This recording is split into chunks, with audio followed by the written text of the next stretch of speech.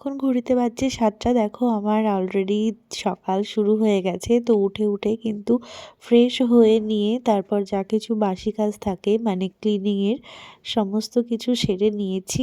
আর এখন দেখো একটু স্কিন কেয়ার করে নেব, কারণ অনেক কাজের মাঝখানেও নিজেকে একটু সময় দেওয়াটা খুবই বেশি ইম্পর্টেন্ট। ফার্স্টে আমি এখানে হেয়ার কম করে নিচ্ছি। কালকে না আমি আমার শাশুড়ি মায়ের কাছ থেকে চুলে তেল দিয়ে নিয়েছি, সেটা যে কি আরামের কি বলবো।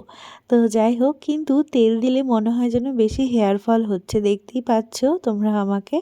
তো ভালো করে মাথা আঁচড়ে নিয়ে দেখো ভালো করে ক্লিপ দিয়ে আটকে নিলাম চুলগুলো, কারণ সবসময় চুল খোলা রাখতে খুব একটা আমি পছন্দ করি না।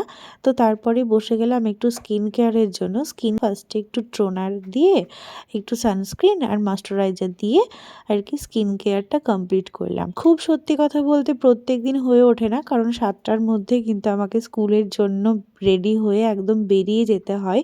তো সেই কারণে বেশিরভাগ দিন হয়ে ওঠে না বললেই চলে। তো চেষ্টা করি আর কি এগুলোকে মেনটেন করার। তারপরে আমার একটা অভ্যাস আর কি সকালবেলা একটু পারফিউম ইউজ করা, এতে করে না মনটা একদম ফ্রেশ হয়ে যায়। তো সকালবেলায় একদম 1 কাপ চায়ের সাথে চলে এসেছি আমাদের বাগানে।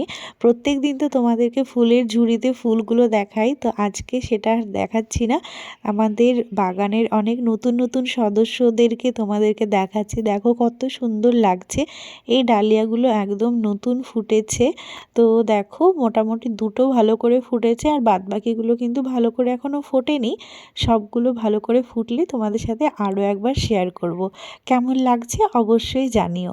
আমার তো দেখে একদম মন ভরে যাচ্ছে। আমাদের বাগানে এদেরকে না দেখালেই না, যারা কি না বাগানের সৌন্দর্যকে বাড়িয়ে তোলে। এত সুন্দরভাবে ফুটেছে ফুলগুলো, তোমরা জাস্ট দেখো।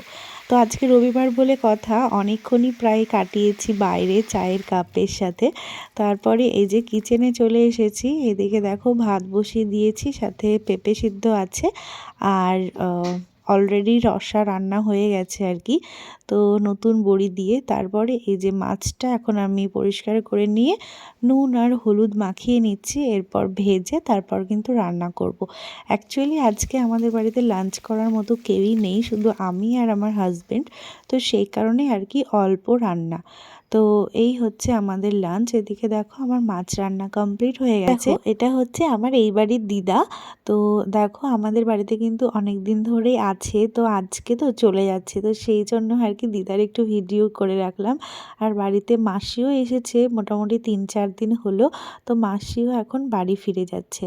তো সবাই চলে যাচ্ছে, সেই জন্য আর কি মনটা খারাপ করছে। আসলে আমাদের বাড়িতে কিন্তু সবাই আসে, মানে মাঝের মধ্যেই অনেক গেস্ট আসে, কিন্তু তারা যখন চলে যায় না তখন সত্যিই মনটা ভীষণই খারাপ করে। মাসি আর দিদা যেহেতু চলে যাচ্ছে, মানে দিদা কিন্তু মাসির বাড়িতে যাবে, সেই জন্য মা আর বাবা ওদেরকে রাখতে যাচ্ছে। আর তাছাড়াও কিন্তু ওখানে আরও একটা কাজ আছে। যাই হোক, সবাই যখন বেরিয়ে গেল তারপর আমি যেহেতু রান্না হয়েই গেছে, তো সেই জন্যই আর কি খাবার নিয়ে বসে গেলাম। আর খাবারগুলো খেয়ে নিয়ে তারপরে এই তো দেখতেই পাচ্ছ রান্নাঘরের এই অবস্থা। তো একের পর এক সমস্ত কিছু ধুয়ে মেজে পরিষ্কার করে কিন্তু রাখছি আর কি। আর ভিডিওতে যে পরিমাণ স্পিডে কাজ করছি সেটা কিন্তু রিয়েলে একেবারেই পসিবল না, যদিও খুব তাড়াতাড়ি করেই কাজ করছি, কারণ যতক্ষণে না কাজ কমপ্লিট না হয় ততক্ষণ মাথার মধ্যে একটাই টেনশন ঘোরে যে কতক্ষণে কমপ্লিট হবে, এই একটা ব্যাপার। তো অ্যাকচুয়ালি রান্না করতে ভালো লাগলেও না এইগুলো পরিষ্কার করতে বিরক্তি লেগে যায়।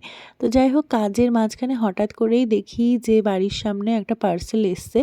এটা আমারই পার্সেল ছিল, তো সেটা আর কি রিসিভ করে রুমে রেখে এসে তারপর আবারও কাজে লেগে গেলাম, কারণ এখন পার্সেল নিয়ে বসে থাকলে হবে না, কাজগুলো কমপ্লিট করতে হবে। তো খুব তাড়াহুড়ো করে কিন্তু কমপ্লিট করে নিচ্ছি। দেখো বাসনগুলো ধোয়া হয়ে গেলে কিন্তু গ্যাস পরিষ্কার করা বা আরও রান্নাঘরের আরও কিছু কিছু জায়গা যেগুলো পরিষ্কার করে ভালো করে কিন্তু ক্লিন করে রাখতে হবে। তো সেই জন্যই আর কি তারা। আর আজকে তো বাড়িতে শুধু আমি আর আমার হাজব্যান্ডই আছি, তো ও গেছে কাজে, তো সেই জন্য আর কি তাড়াতাড়ি করে আমি কমপ্লিট করে নিচ্ছি, কারণ ও চলে আসবে। দেখো তোমাদের সাথে গল্প করতে করতে প্রায় দেখো গ্যাস ওভেন ক্লিন করা আমার কমপ্লিট হয়ে গেছে, আরও কিছু কাজ বাকি আছে, যদিও সমস্ত কিছু অন স্ক্রিন করা সম্ভব না। তো দেখো যাই হোক, তোমরা আমাকে কিন্তু কমেন্টে অবশ্যই জানিও এইরকম ভ্লগ তোমাদের কেমন লাগছে, তাহলে অবশ্যই কিন্তু আমি তোমাদের সাথে এরকম ডেলি ভ্লগ শেয়ার করব। এই যে দেখো, স্নান করে এসে দেখি আমার জন্য একটা গিফট রাখা, যেটা অবভিয়াসলি আমার বরের থেকেই আর কি। তো এই হচ্ছে রেনির পারফিউম।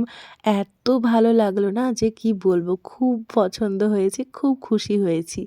এই যে দেখো, তারপর স্নান ধান তো কমপ্লিট হয়ে গেছে, এখন বসে গেছি আর কি একটু স্কিন কেয়ার করে নেব। তোমরা যদি চাও ওই পারফিউমের লিঙ্ক, তো তোমরা অবশ্যই কমেন্টে জানিও, আমি কিন্তু ডিসক্রিপশনে লিঙ্ক দিয়ে দেবো। আগে দেখো আমি ইউজ করতাম বেলা ভিটার অরেঞ্জ কালারের একটা পারফিউম, সেটাও আমার ভীষণ প্রিয় ছিল।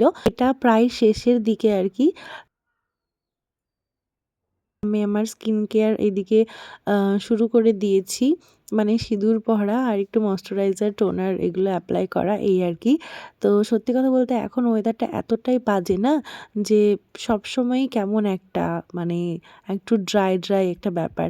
তো সেই কারণেই আর কি একটু সময় নিয়ে না এই স্কিন কেয়ারটা না করলে একদমই কেমন নিজেকে রুক্ষ শুষ্ক লাগে। তোমাদের কাছে আমি সত্যিই জানতে চাই, তোমরা কে কোথায় থেকে আমার ভ্লগ দেখছো, তোমরা অবশ্যই কিন্তু আমাকে জানিও কমেন্টে, তাহলে আমি অনেক বেশি খুশি হব। দেখো দুদিন আগে কিন্তু ভ্যালেন্টাইন ডে গেল, তাই দেখো পেছনে ওই যে গোলাপ ফুলগুলো রাখা আছে, সেগুলো কিন্তু আমার হাজবেন্ড, আমার প্রিয় মানুষ, আমাকে গিফট করেছে। যদিও আমি তোমাদের সাথে ভ্লগ শেয়ার করিনি, আমরা নিতান্তই নিজেদের মতো করে আমরা সেই ভ্যালেন্টাইন ডে পালন করেছি। এরপরেই ছিল হচ্ছে আমার নাচের ক্লাস। তো দেখো ওরা সবাই, যদিও এখানে সবাই নেই, আজকে ভ্লগটা এইটুকুই। বাই সবাইকে।